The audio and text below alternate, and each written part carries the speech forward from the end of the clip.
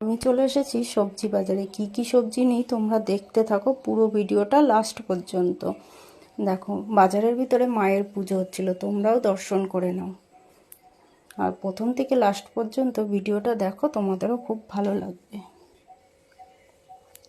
দেখো কত রকমের সবজি এখানে, সব কিছুই পাওয়া যায়।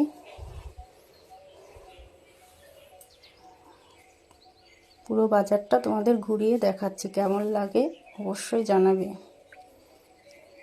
দেখো, এখান থেকে এঁচোড় নিয়ে নেবো আমি, এঁচোড় দিয়ে চিংড়ি মাছ দিয়ে করব। আর এইভাবে ক্যামেরা ধরে ভিডিও করতে আমার সত্যি সবার সামনে ভীষণ লজ্জা লাগে, তাও কোনোরকমভাবে আমি করেই ফেললাম।